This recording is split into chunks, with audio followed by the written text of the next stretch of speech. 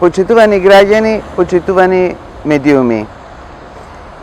Активностите во институциите и во Министерството за здравство продолжуваат активно со засилени мерки во борбата против COVID-19. Во текот на овој период се врши активна имунизација на населението во целата наша држава, а во тек се и подготовките за отварање на регионални центри за активна имунизација на населението по региони. Еден од тие региони секако е и регионот кој што ќе во општина Битола, каде што ќе се отвори регионален центар за масовна имунизација како на нашата општина, така и на општините во околината.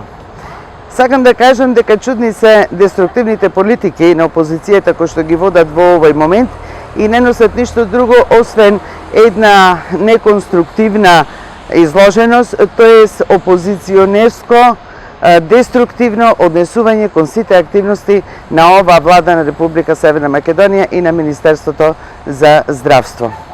Само за момент да се подсетиме.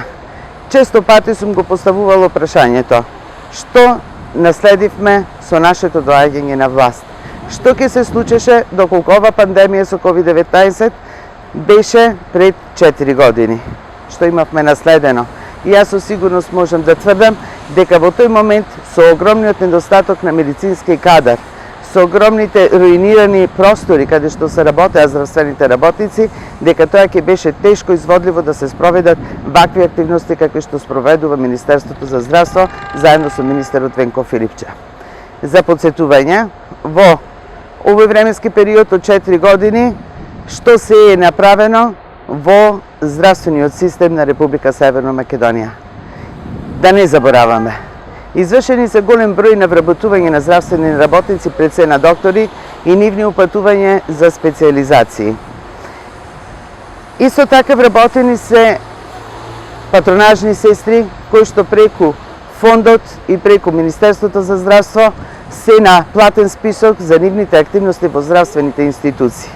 Овозможен е волонтерски стаж од 6-месечна волонтерска пракса на доктори кои што активно се вклучуваат во здравствениот систем во овие тешки моменти.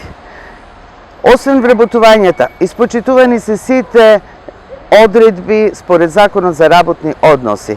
Тоест, исплатени се сите средства кои што ги заслужуваат вработените во здравствениот сектор, што не беше случајот во изминатиот период од пред 4 години.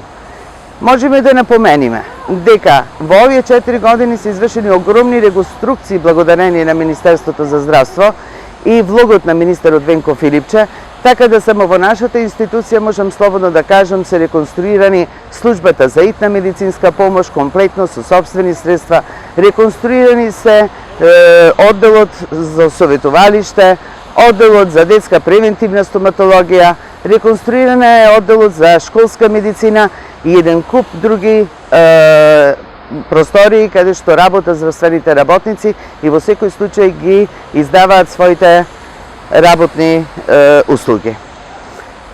Друго нешто што мора да се подсети и да не се кажуваат невистини, тоа е овозможувањето на набавката на огромен број на медицинска опрема со која што здравствените институции се опремени и на тој начин можат многу подобро да ги извршуваат здравствените услуги.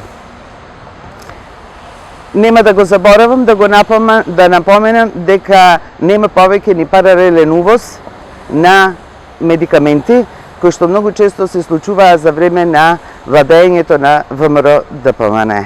Исто така нема ни подпишување на тендери за затворени врати. Во овој временски период на ова тешка криза која што го зафати целиот систем, целиот свет, се работи за пандемија, масовно е потребно да се изврши вакцинирањето на населението и на тој начин да се овозможи заштита и да го вратиме нормалниот процес на живење на нашето население. Во овој временски период овие вработувања во здравствениот систем ни овозможија да ги превземеме еден куп активности кои што ни ги наложи пандемијата со COVID-19.